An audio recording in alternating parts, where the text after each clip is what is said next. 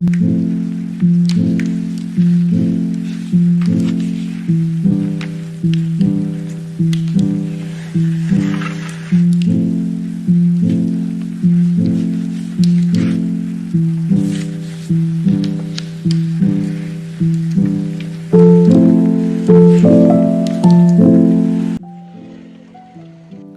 Friends, welcome back.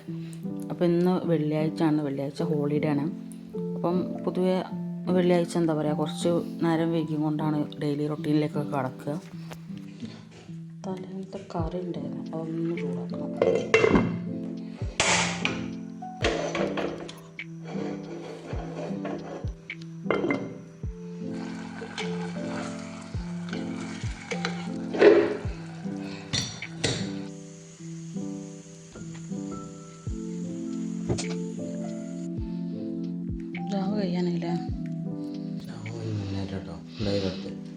പൊതുവേ ഞങ്ങളിങ്ങനെ എന്താ പറയുക, ചെറിയ എന്തെങ്കിലും ബ്രേക്ക്ഫാസ്റ്റ് ഒക്കെ ആട്ടോ കഴിക്കാറുള്ളത്. അത് കഴിച്ച് കഴിഞ്ഞ് പിന്നെ ലഞ്ചിൻ്റെ പ്രിപ്പറേഷനും കാര്യങ്ങളൊക്കെയാണ്. ഇന്ന് ബീഫ് ബിരിയാണി ഉണ്ടാക്കാനാട്ടോ വിചാരിക്കുന്നത്. പെട്ടെന്ന് പണി തീർക്കുന്ന ഭാഗമായിട്ട് ഞാൻ ഇന്നലെ രാത്രി തന്നെ ബീഫിൻ്റെ ഇതൊക്കെ കുഴച്ച് വെച്ചിട്ടുണ്ടായിരുന്നു കേട്ടോ. എന്താ പറയുക, തക്കാളി, ഉള്ളി, പച്ചമുളക്, ജിഞ്ചകാളി പേസ്റ്റ്, കുറച്ച് മഞ്ഞൾപ്പൊടി, ഗരം മസാലപ്പൊടി കേട്ടോ. നമ്മൾ ബിരിയാണി മസാല ഉണ്ടാക്കുമല്ലോ, അത് അത്ര തന്നെ അല്ല, പക്ഷെ കുറച്ച് അതിൽ നിന്ന് എടുത്തിട്ട് ഇതിൽ മിക്സ് ചെയ്ത് ഇങ്ങനെ വേവിക്കും. ചില ആൾക്കാർ കുരുമുളക് മാത്രമായിട്ട് വേവിച്ചിട്ട് ബീഫ് മസാല ചേർക്കുന്നുണ്ട്, പക്ഷെ ഞാനിങ്ങനെ ആട്ടോ ചെയ്യാറുള്ളത്.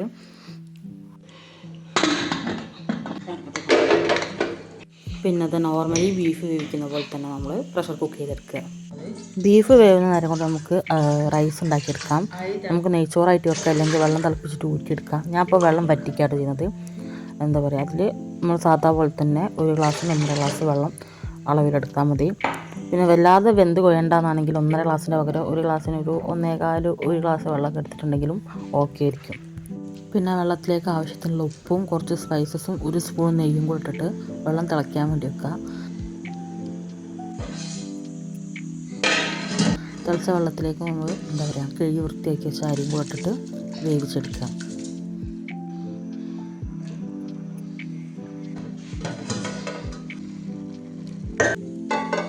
ഇനി നമുക്ക് മസാല സെറ്റ് ചെയ്യാം. നമ്മൾ ദമ്മിടുന്ന പാത്രം ഏതാണോ ആ പാത്രത്തിൽ കുറച്ച് oil, ginger garlic chilli paste കേട്ടോ. ഇതിൽ കുറച്ചും കൂടി റെഡ് ചില്ലി എൻ്റെ കയ്യിൽ കൂടുതലുണ്ടായി, അതാണ് ആ ഒരു കളർ വ്യത്യാസം.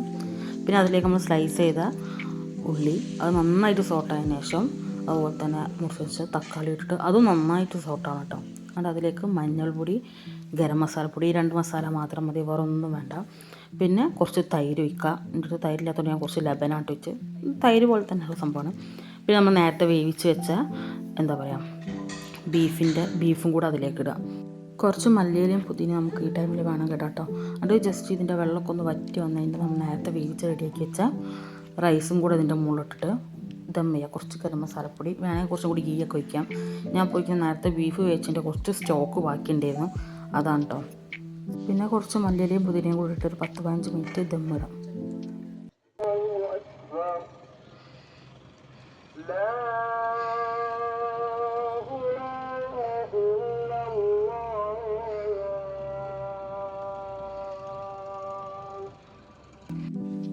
പിന്നെ ഞങ്ങളുടെ ബിരിയാണി ദമ്മ് പൊട്ടിക്കുക കേട്ടോ. ദമ്മ് മസാലയും ചോറും സെപ്പറേറ്റ് ഞങ്ങളങ്ങനെ കേട്ടോ ഉണ്ടാറുള്ളത്. ഈ ബിരിയാണി ഒക്കെ ഞാൻ പറയുമ്പോൾ ഇങ്ങനെ ദം പൊട്ടിക്കാം, ഒരു അരിക്കുന്ന ഇങ്ങനെ പൊട്ടിച്ച് ചോറുതാ മസാല ഇപ്പം കഴിക്കും. ഇത്രത്തോളം ചോറ് ഞങ്ങൾ കഴിക്കും. നാളത്തെയും കൂടി കണക്കാക്കി വെക്കണം കേട്ടോ. അപ്പോൾ ഇനി ചോറ് വിളമ്പാണ്. പിന്നെ ഒരു കാര്യം പറയാൻ പറഞ്ഞത്, എന്താ പറയുക, നമ്മൾ ദമ്മിടുന്ന സമയത്ത് വേണമെന്നുണ്ടെങ്കിൽ നമുക്ക് നെയ്യിൽ എന്താ പറയുക, ഉള്ളി അതുപോലെ തന്നെ അണ്ടിപ്പരിപ്പ് മുന്തിരിയൊക്കെ വറുത്തിട്ട് അത് വേണമെങ്കിൽ ഇടാം കേട്ടോ. അങ്ങനെ അതാ ഞങ്ങൾ ഫുഡ് കഴിക്കുകയാണ്. നല്ല ടേസ്റ്റുള്ള ബിരിയാണി കേട്ടോ. കുറേ മസാലകളൊന്നും ഇല്ലാത്തതുകൊണ്ട് തന്നെ. അപ്പോൾ ഞങ്ങൾ ഫുഡ് കഴിക്കട്ടെ.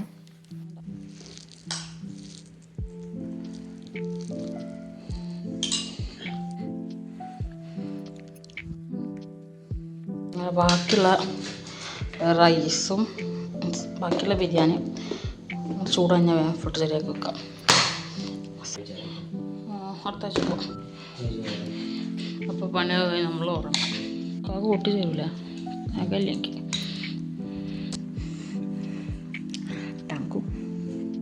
ഇന്ന് ലീവാണെങ്കിലും പുറത്തേക്കൊന്നും എവിടെയും പോയിട്ടില്ല കേട്ടോ. അപ്പം ഞാൻ എന്താ പറയുക, ഞാൻ കുറച്ച് സംഭവങ്ങൾ വാളിൽ ഒട്ടിക്കാൻ വേണ്ടിയിട്ട് പ്രിൻ്റ് എടുത്തിട്ടുണ്ടായിരുന്നു. അപ്പോൾ അതിൽ കുറച്ച് എഴുതാനും കാര്യങ്ങളൊക്കെ ഉണ്ട്. അപ്പോൾ അതൊക്കെ ചെയ്യാമെന്ന് വിചാരിച്ചു.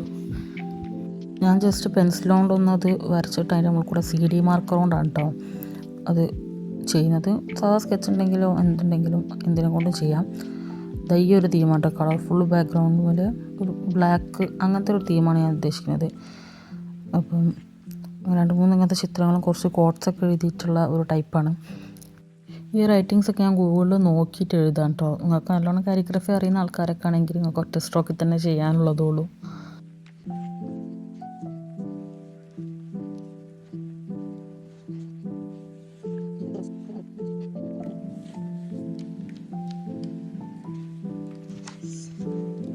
പിന്നെ അങ്ങനത്തെ കോട്ട്സ് എന്താ പറയുക, കാലിഗ്രഫിൻ്റെ മോഡലൊക്കെ നമുക്ക് ഗൂഗിളിൽ സെർച്ച് ചെയ്താലോ പിൻട്രസ്റ്റിൽ നോക്കിയാലൊക്കെ കിട്ടും കേട്ടോ. പിന്നെ ഈ പ്രിൻറ്റിൻ്റെ കൂട്ടത്തിലാണെങ്കിൽ തന്നെ വേണമെങ്കിൽ നമുക്ക് ഈ എഴുത്തും പ്രിൻ്റ് ചെയ്തൊക്കെ കിട്ടും. പക്ഷേ എനിക്കിതിങ്ങനെ എഴുതുന്നതാണ് എനിക്കൊരു തെറ്റ്. എനിക്ക് ഇഷ്ടമാണ് ഇത് ചെയ്യാൻ വേണ്ടിയിട്ട്. അതുകൊണ്ടാണ് ഞാൻ സ്വന്തമായിട്ട് ഇങ്ങനെ എഴുതുന്നത് കേട്ടോ. പിന്നെ ഇത് പറഞ്ഞാൽ നിങ്ങൾ കാണുന്ന ഈ ഒരു ടൈമല്ല കേട്ടോ, അത്യാവശ്യം നല്ല ടൈം കൺസ്യൂമിങ് ആയിട്ടുള്ള പരിപാടി. കാരണം നമ്മൾ ബോർഡർ ചെയ്തിട്ട് കളർ ഫില്ല് ചെയ്യല്ലേ, അല്ലാതെ ഇങ്ങനെ ഒറ്റ സ്ട്രോക്കിൽ ചെയ്യല്ലല്ലോ. അപ്പോൾ അതുകൊണ്ട് കുറച്ച് ക്ഷമ വേണം, കുറച്ച് അധികം സമയം എടുക്കുന്നുണ്ട് ഈ പരിപാടി. അപ്പോൾ അങ്ങനെ ഇഷ്ടമുള്ള ആൾക്കാരൊക്കെ ഒന്ന് ചെയ്ത് നോക്കുക.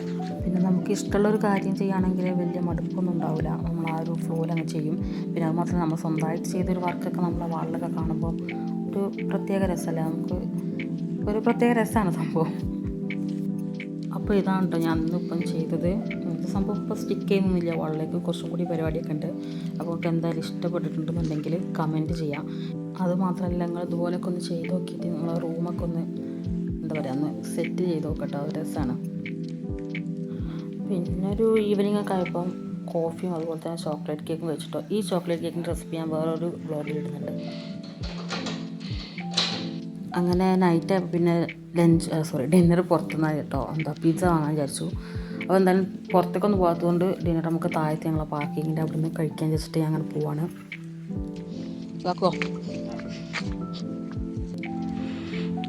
ഇതാണ് ഞങ്ങളെ പാർക്കിംഗ്, വിശാലമായ പാർക്കിംഗ്. അപ്പം വിശാലമായ ബിൽഡിങ് മാത്രമേ ഉള്ളൂ.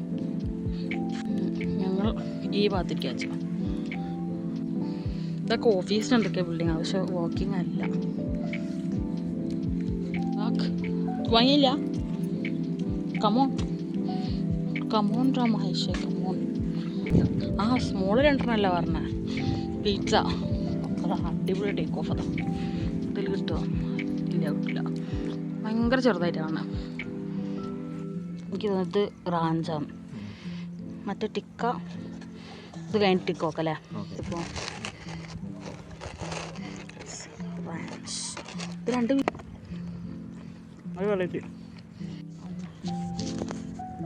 എന്തേനും